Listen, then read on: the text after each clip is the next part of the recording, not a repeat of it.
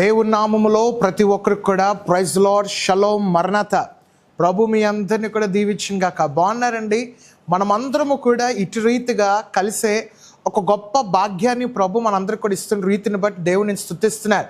వాక్యముల ద్వారా బలపడుతున్నారు, వాక్యముల ద్వారా దీవించబడుతున్నారు. దాన్ని బట్టి నేను ప్రభుని అన్ని విధాలు కూడా స్తుతిస్తూ ఘనపరుస్తున్నాను. ఈ సమయంలో వాక్యంలోకి వెళ్ళిపోదాం. దానికంటే ముందు ఒక చిన్న ప్రార్థన చేసుకుందామా? కంట్లు మూసుకునండి. మహాపరిశుద్ధుడైన మా పరమ తండ్రి, మా మెస్సయ్య యేషువా, నీకే వందనాలు ప్రభా. ప్రతిరోజు నీ యొక్క ఆత్మ సహాయములతో మా అందరిని కూడా నడిపిస్తూ మా జీవితాలకి కాపుదలగా, మా జీవితానికి ఒక భద్రత ఏర్పాటు చేసి నడిపిస్తున్న రీతిని బట్టి నీ కోట్లాది వందనాలు, స్తుతులు ప్రభా. శ్రోతలను అందరినీ చేతికి అప్పగిస్తున్నాం ప్రభా. ఈ కార్యక్రమాన్ని వీక్షిస్తున్న ప్రతి ఒక్కరిపై నీ ప్రత్యేకమైన కృపను, ప్రత్యేకమైన దయను ఉంచండి ప్రభా. ఆత్మతో ప్రతి ఒక్కరు కూడా నడిపించండి. నీవు బోధకుడై మా అందరు కూడా బోధించండి. మాకును కొన్ని ఆత్మ సహాయం కలుగు చేయమని యేసేవారి నామములో అడుగుచున్నాము తండ్రి. Amen, amen, amen. వాక్యంలోకి వెళ్ళిపోతామండి. బైబిల్స్ అందరూ కూడా తెరవండి. సామెతల గ్రంథము తెరుద్దాం. సామెతల గ్రంథము 12వ అధ్యాయము 22వ వాక్యం. అబద్ధమాడు పెదవులు యెహోవాకు హేయములు, సత్యవార్తములు ఆయనకి ఇష్టులు. ఎవరైతే సత్యవార్తలు ఉంటారో ఆయనకి ఇష్టులు అనే మాట కనబడుతూ ఉన్నది. ప్రియులారా, ఈరోజు మీ అందరితో మోసము అనే ఒక అంశముతో మాట్లాడడానికి ఇష్టపడుతూ ఉన్నాం. ఈ లోకమంతా కూడా ఎక్కడ చూసినా కూడా దేనితో నిండిపోయిందంటే ఒక అబద్ధము, అసత్యము, మోసము, దగ, కుట్ర ఇలాంటి వాటితో లోకము నిండిపోయి ఉన్నది. మరి ప్రాముఖ్యంగా కిందటి వారం క్రితం జరిగిన ఒక భయంకర సంఘటన. అనేక మంది విద్యార్థులు రోడ్డు మీద పడి నిరసన తెలియచేస్తున్న వాళ్ళ ఆశలు నిరాశ అయిపోయి చాలా మందికి లాంగ్ టర్మ్ తీసుకుంటూ ఒక ఎగ్జామ్ ప్రిపేర్ అయ్యారు. అదే నీట్ ఎగ్జామ్. ఈ నీట్ ఎగ్జామ్ వచ్చేసరికి చాలా మందిలో ఒక భయంకరమైన వచ్చింది ఏంటంటే ఎలాగన్నా దీన్ని పాస్ అవ్వాలి, ఎలాగన్నా దీన్ని క్వాలిఫై అవ్వాలని చెప్పి ప్రయత్నాలు చేస్తుంటే ఒక భయంకరమైన వార్త వినబడి ఉన్నది. ఏంటా వార్త అంటే మొత్తము భారతదేశ వ్యాప్తముగా వినిపించిన ఒక భయంకర విభ్రాంతి చెందిన వార్త ఏంటంటే ముందుగానే ఏప్రిల్ నెలలోనే పేపర్ లీక్ అయిపోయింది. మొత్తం ఏ ప్రశ్నలు అయితే వస్తాయో ఆ ప్రశ్నలో దాదాపు 140 ప్రశ్నలు లీక్ అయిపోయాయని చెప్పి వార్త రాగానే మొత్తము 22 లక్షల విద్యార్థులు ఆశలు నిరాశలు అయిపోయి ఎంతోమంది కష్టపడి చదివారు. ఎంతోమంది బాధతో వాళ్ళు డబ్బులు కూడబెట్టుకొని, లేకపోతే వాళ్ళ ఇల్లు అమ్ముకోనో, లేకపోతే బంగారము తాకట్టు పెట్టుకోనో కోచింగ్ సెంటర్లకు వెళ్తూ ఎంతో కష్టపడి చదివిన వాళ్ళందరూ కూడా ఆశలన్నీ కూడా నిరాశ అయిపోయాయి. మొత్తము కూడా సిబిఐ ఇన్వెస్టిగేషన్ చేసిన నేషనల్ టెస్టింగ్ ఏజెన్సీ వాళ్ళు మొత్తం కూడా నాటా వాళ్ళు కూడా చేసినప్పటికీ కూడా ఒక 3 ప్రాముఖ్యులు బయటకు వచ్చారు, ప్రొఫెసర్స్ బయటకు వచ్చారు. వాళ్ళు అరెస్ట్ చేశారు. అరెస్ట్ చేసి వాళ్ళ లోపల కూడా వేశారు. అయితే ఈరోజు నేను ఎందుకు ఈ విషయాన్ని తీసానంటే, ఇలాంటి మోసాలు మనం భారతదేశంలో ఇది మొదటిసారి కాదు, ఇది బహుశా 3వసారిగా మనం అందరూ కూడా చూస్తూ ఉంటున్నాం పేపర్ లీక్ అయిపోవడం. అయితే ఈరోజు నేను చెప్పదలుచుకున్న అంశం ఏంటంటే, మరి భారతదేశంలో కావచ్చు లోకపరంగా ఇలాంటి మోసాలకు, ఇలాంటి అబద్ధాలకు, ఇలాంటి అసత్యాలకు చట్టపరంగా కొన్ని చట్టాలు ఉన్నాయి, చట్టపరంగా కొన్ని శిక్షలు ఉన్నాయి. అవన్నీ కూడా భారతదేశం యొక్క ఆ న్యాయ వ్యవస్థ అన్నీ కూడా వాళ్ళకి చట్టరీత్యా చేస్తూ వాళ్ళ శిక్షను ఖచ్చితంగా అనుభవిస్తూ ఉంటారు. అయితే నేను రాజ్యాంగం కోసమో, నేను భారతదేశం యొక్క విధులు విధానాల కోసం నేను మాట్లాడిన, కానీ ఈరోజు నేను మాట్లాడదలుచుకుంది ఏంటంటే, ఏ చట్టం కోసం మాట్లాడుతానంటే పరిశుద్ధ గ్రంథం అనే చట్టము మోసాలు చేసిన వారికి, అబద్ధములు ఆడిన వారికి ఎలాంటి శిక్షణ ఇస్తుంది, ఎలాంటి శిక్షలు వస్తాయో ఈరోజు కొన్ని విషయాలు మీ అందరితో మాట్లాడడానికి ఇష్టపడుతున్నాను. అనగా మోసం చేసే వారికి ధర్మశాస్త్రం ఇచ్చే శిక్ష అనే ఒక అంశము మీరు అందరూ కూడా పెట్టుకోండి. ఈరోజు చూద్దాం కొన్ని విషయాలు మీతో మాట్లాడదాం. దానికంటే ముందు గలతీయులకు రాసిన పత్రిక 6వ అధ్యాయం 7వ వాక్యంలో అందరికీ ఇష్టమైన వాక్యం, అందరికీ తెలిసిన వాక్యము, మోసపోకుడి, దేవుడు విక్రింపబడడు, మనుష్యుడు ఏమి విత్తునో ఆ పంటని కోయును. మోసపోకుడి, దేవుడు ఏమవడట, విక్రింపబడడు. ఎవరైతే పంట వేస్తారో, ఏ విత్తనం అయితే వేస్తారో అదే పంట వాళ్ళు కోస్తారు. నువ్వు మోసము చేస్తే నీకు తిరిగి మోసం వస్తుంది. నువ్వు కానీ అబద్ధం ఆడితే తిరిగి నీకు అబద్ధం అవుతుంది. నువ్వు ఎదుటి వాళ్ళని కుట్ర చేస్తే నువ్వు అదే విత్తున్నావు గనుక ఆ కొట్ట నీ పైన వస్తూ ఉంటుంది. నువ్వు అసహ్యమైన పనులు చేస్తే ఆ అసహ్యమైన పనులు నీకే వస్తూ ఉంటాయి. గనుక ఎప్పుడు కూడా మనం ఏమి విత్తుతున్నాం, మంచి విత్తండి. ఎదుటి వాళ్ళ కోసం మంచి విత్తే ప్రయత్నం చేయండి. ఎదుటి వారి కొరకు అనగా ఆశీర్వదింపబడే రీతిగా మీ విత్తనములు, మీ యొక్క జీవితము, మీరు చేసే పనులు ఉన్నట్లయితే ఆ మంచి మళ్ళీ మీకు తిరిగి వస్తారు. మీరు తిరిగి దాన్నే కోస్తారు, ఒక మంచి పంటను కోస్తారు. కనుక ప్రతి ఒక్కరు కూడా దేవుణ్ణి మోసపరచడం కాకుండా, మనుషుల్ని మోసపరచడం కాకుండా మీరు మంచిని విత్తండి, మంచి పంటను కొయ్యండి. అయితే రెండు విషయాలు మీ అందరితో మాట్లాడతాను. పరిశుద్ధ గ్రంథంలో రెండు సంఘటనలు చూస్తే వాళ్ళు దేవుణ్ణి మోసం చేశారు. దేవుణ్ణి ఒక దంపతులు వచ్చేసరికి దేవుడిని, ఇంకొక ఆయన వచ్చేసరికి సేవకుని మోసము చేశారు. తద్వారా వాళ్ళ జీవితంలో కలిగిన శిక్షలేంటి, వాళ్ళ జీవితంలో జరిగిన భయంకర పరిస్థితులు ఏంటో ఈరోజు మీ అందరికీ తెలియజేస్తాను. రెండు సంఘటనలు ఉదాహరణగా చెప్తాను, జాగ్రత్తగా వినండి. మొట్టమొదటిగా చూసేద్దాం. అపోస్తుల కార్యంలో ఇద్దరు భార్యాభర్తలు ఉన్నారు. వాళ్ళ పేరే అనన్య, సపీరా. వీళ్ళిద్దరూ కూడా చేసిన దుర్మార్గమైన పని. నిజానికి మంచి చేద్దాం అనుకున్నారు, ఆ మంచిని వాళ్ళు చెడుగా మార్చేసుకున్నారు. కొత్త నిబంధన కాలంలో ఎప్పుడైతే ఆదిమ సంఘం, ఎర్లియర్ చర్చ్ ఎప్పుడైతే ఒక నిబంధనలతో వెళ్తున్నారో, వాళ్ళు చేసే ఒక మంచి పని ఏంటంటే, వాళ్ళకి దేవునికి కృతజ్ఞతగా చేసే అద్భుతమైన పని ఏంటంటే, వాళ్ళకున్న పంటో లేకపోతే వాళ్ళకున్న డబ్బో వాళ్ళకున్న ఆస్తో వాళ్ళు పూర్తిగా అమ్మి మొత్తం వచ్చిన ద్రవ్యమును, వచ్చిన డబ్బును తీసుకొచ్చి అపోస్తుల పాదాల దగ్గర పెట్టేవారు. ఇది వాళ్ళ యొక్క నిబంధన. అయితే ఇక్కడ జరిగింది ఏంటంటే, అనన్య సపీరా వాళ్ళు ఇద్దరు చర్చికి వచ్చారు. వచ్చిన తర్వాత అందరూ కూడా అపోస్తుల పాదముల దగ్గర అద్భుతమైన డబ్బులు పెడుతున్నారు, అద్భుతంగా వాళ్ళు ఆస్తులు పెడుతున్నారు. ఇవన్నీ కూడా చూసిన తర్వాత వాళ్ళిద్దరు కూడా చెయ్యాలనిపించింది. అయితే వాళ్ళు చేసిన ఒక భయంకరమైన తప్పు ఏంటంటే, వాళ్ళకున్న డబ్బు సగాన్ని ఇంట్లో దాచిపెట్టుకొని ఏదైతే కొంత ద్రవ్యం ఉంటుందో అది తీసుకొచ్చి సంఘంలో ఉన్న వాళ్ళందరికీ చెప్తున్న మాట ఏంటంటే, మొత్తం ఆ డబ్బు అంతా కూడా పెట్టేస్తున్నాము, మొత్తం మా ఆస్తి పాదాల దగ్గర, అపోస్తుల పాదాల దగ్గర పెడుతున్నాం అని చెప్పి అబద్ధం ఆడడం మొదలు పెట్టారు, మోసాలు చేయడం మొదలు పెట్టారు. ఎప్పుడైతే అపోస్తుల పాదం దగ్గర పెట్టారో, పేతురు గారు ముక్కుసూటిగా ఉండే మనిషి. పేతురు గారు ఏదన్నా కూడా స్ట్రైట్గా చెప్పేస్తే ఎవరి కోసం కూడా ఆలోచించరు. అయితే పేతురు అంటాడు, ఏమ్మా మీరు మనుషులు మోసం చేస్తున్నారు అనుకుంటున్నారా? మీరు మోసం చేస్తుంది ఎవరు తెలుసా?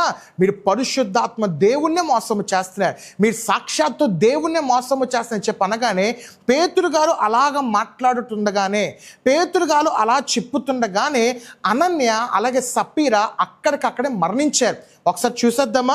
అపోస్తుల కార్యములు 5వ అధ్యాయము, అపోస్తుల కార్యములు 5వ అధ్యాయము ఇక్కడ చూసినట్లయితే 5వ వచనం చూసినట్లయితే, అనన్య ఈ మాటలు వినుచునగానే పడి ప్రాణమును విడువగా వినిన వారందరికీ మిగులు భయము కలిగెను. అనన్య ఎప్పుడైతే ప్రాణాన్ని విడిచిపెట్టాడో మొత్తము చుట్టుపక్కల ఉన్న వాళ్ళందరూ కూడా టెన్షన్ స్టార్ట్ అయిపోయాం. తర్వాత సపీరా కూడా మరణించింది.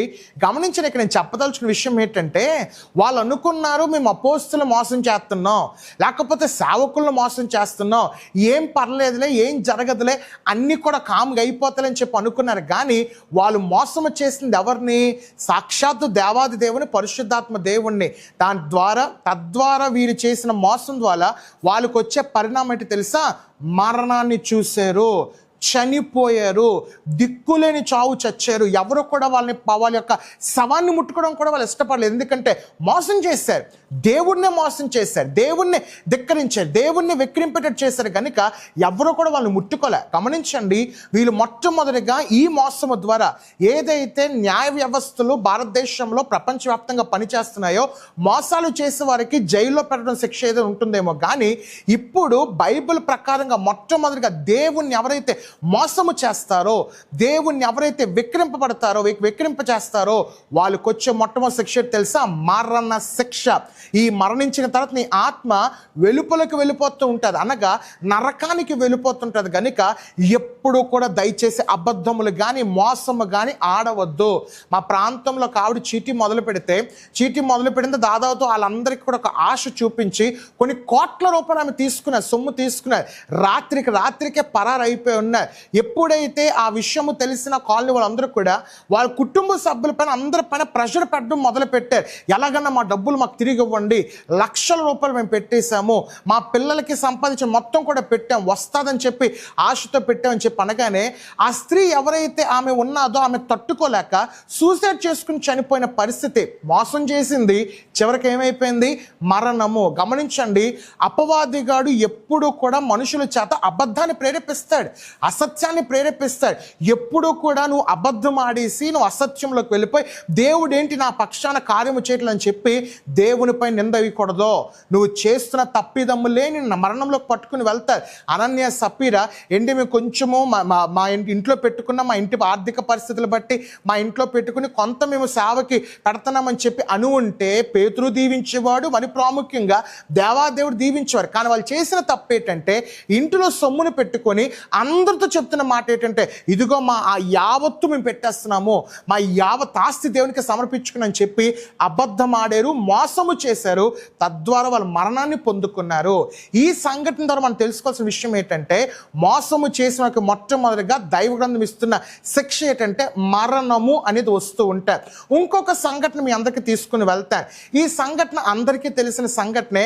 అదే ఎలీషా, నయమాను గారు, గెహాజీ గారి యొక్క సంఘటన. నయమాను గారు మీ అందరికీ తెలుసు, సుపరిచితులే. సిరియా దేశపు సైన్యాధిపతి. ఆయనకి అన్ని దేవుడు ఇచ్చాడు, మొత్తము విద్య ఇచ్చాడు, తర్వాత బలం ఇచ్చాడు, మొత్తము ఎవరినన్నా ఓడించగలడు, అంత సామర్థ్యము కలిగినవాడు. అయితే ఈ సిరియా దేశపు సేనాధిపతి అయిన నయమాన్ గారికి ఉన్న ఒక పెద్ద డిసడ్వాంటేజ్ ఏంటంటే ఆయనకి కుష్ఠరోగం ఉన్నది. కుష్ఠరోగం ఉండటం వలన ఆయన పాపం అందరికీ కూడా కొంచెం దూరంగా ఉండేవాడు. ఎవరు కూడా ఆయన దగ్గరికి వచ్చేవారు కాదు. అందరూ కూడా ఏదో రకంగా మాట అనేవారు, ఏంటండి మీకు అన్నీ ఉన్నాయి కానీ ఆ కుష్ఠరోగం పోవట్లేదని చెప్పి. మొత్తానికి ఇంట్లో ఒక పన్నమ్మాయి ద్వారా ఏంటి అక్కడ పాస్టర్ గారు ఎలీషా గారు ఉన్నారు, మీరు ఆయన దగ్గరికి వెళ్ళండి స్వస్థత వస్తుంది అన్నాడు. నయమాన్ గారు తన యొక్క బృందాన్ని తన యొక్క రాజుగారి సహాయంతో అందరినీ వేసుకుని వెళ్ళాడు. వెళ్ళిన తర్వాత ఎలీషా గారు పలకరించగానే బాబు వెళ్ళి 7 మార్లు నువ్వు మునిగిరా అని చెప్పి అనగానే వెళ్ళి నదిలోకి వెళ్ళి 7 మార్లు మునిగిసి వచ్చాడు. అంతా కూడా జరిగింది.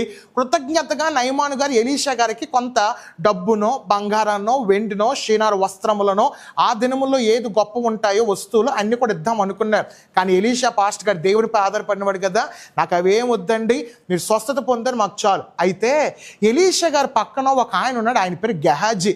ఈ గెహాజీ అనేవాడికి ఎప్పుడైతే నయమాను ఆఫరింగ్ ఇస్తున్నాడో, నయమాను డబ్బు పెడుతున్నాడో, నయమాను బంగారం చూపించాడో, ఎలీషా పాస్టర్ గారు ఎప్పుడైతే తిరస్కరించాడో ఈ గెహాజీ అనేవాడికి అసలు మనసు ఒప్పుకోవట్లేదు. ఏంటి ఇలా చేస్తున్నారు మన గురుగారు, ఏంటి ఇలా చేస్తున్నారని చెప్పేసి నయమాన్ గారు వెళ్ళిపోతుంటే నయమాన్ గారు వెనకాల పరిగెట్టుకుని వెళ్ళిపోయాడు. ఈ గెహాజీ వెళ్ళిపోయి ఏంటి మా పాస్టర్ గారు ఎలీషా గారు పంపించారు, ఏదైతే మీరు డబ్బు బంగారం అన్నీ కూడా ఇచ్చారో అవి ఇవ్వమంటున్నారు, ఎందుకంటే ఆయన కొంచెం మౌమాట పడ్డారు అనగానే ఇంకా సిరియా దేశపు సేనాధిపతి నయమాను అవునా అని చెప్పేసి సమస్తం ఆయన అడిగిన దానికంటే మరీ ఎక్కువ ఇచ్చి పంపిస్తారు. కృతజ్ఞత భావంతో ఉన్నాడు కదా.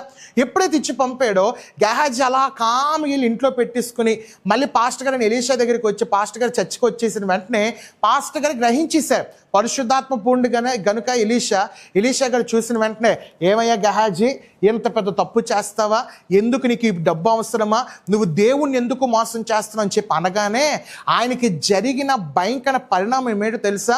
ఆయన మోసము చేయటం వలన, ఆయన అంతా ఒక కుట్రపూరితమైన ఆలోచనతో వెళ్ళిపోవడం వల్ల, అబద్ధము అనే ఒక అసత్యంలోకి వెళ్ళిపోవడం వల్ల ఆయన జీవితంలో జరిగిందే తెలుసా? తెరవండి 2వ రాజుల గ్రంథము 5వ అధ్యాయము 27వ వాక్యంలో, కాబట్టి నయమానుకును కలిగిన కుష్ఠరోగము నీకును నీ సంతతికి సర్వకాలము అంటియుండెను అని చెప్పగా వాడు మంచు వలె తెల్లనైన కుష్ఠరోగము కలిగి ఎలీషా ఎదుటి నుండి బయటికి వెళ్ళెను.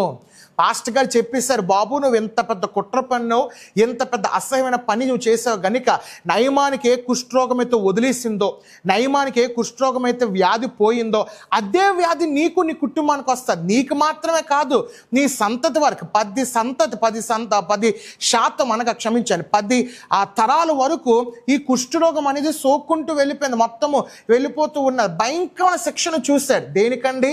డబ్బు ఆశించాడు, పాస్టర్ గారిని మోసము చేశాడు.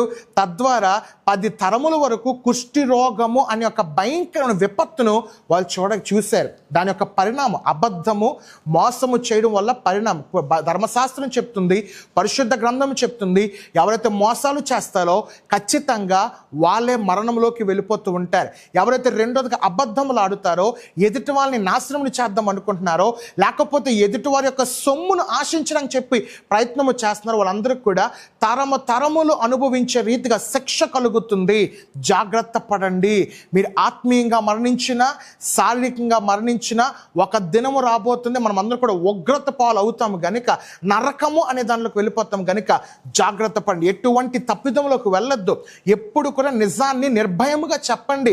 ఎవరినన్నా కూడా అసత్యము వైపు 1000 మంది ఉన్నా, సత్యము వైపు 10 మంది ఉన్నప్పుడు కూడా సత్యమే గెలుస్తూ ఉంటుంది. హల్లెలూయా.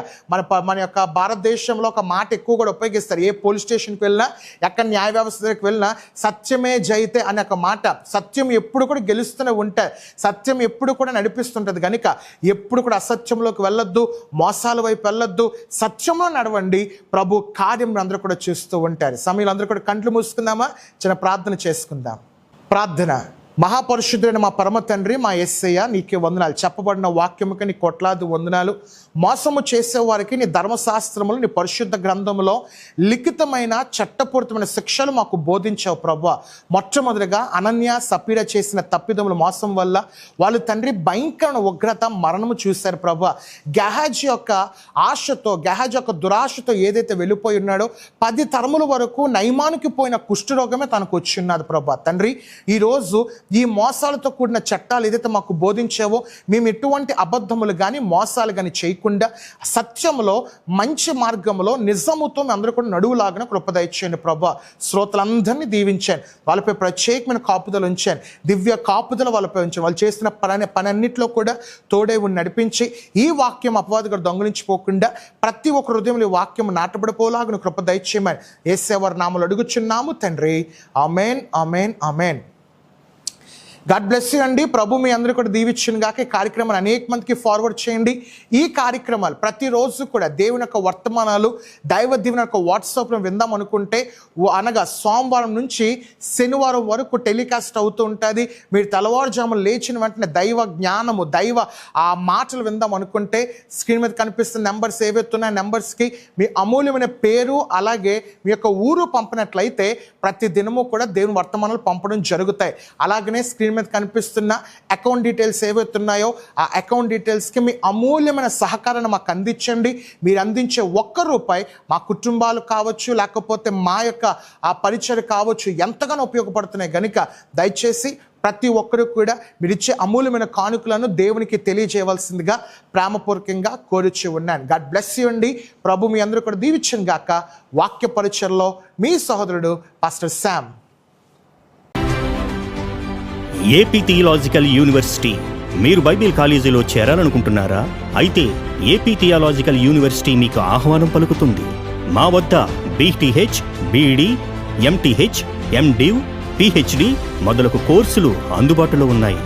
మరిన్ని వివరాల కొరకు మీరు సంప్రదించవలసిన మా ఫోన్ నెంబర్లు 9666 444 222 మరియు 8121333322. అలాగే ఈ ఫోన్ నెంబర్లకు సంప్రదించి మీ యొక్క అడ్మిషన్స్ కొరకు ఫోన్ చేయగలరు.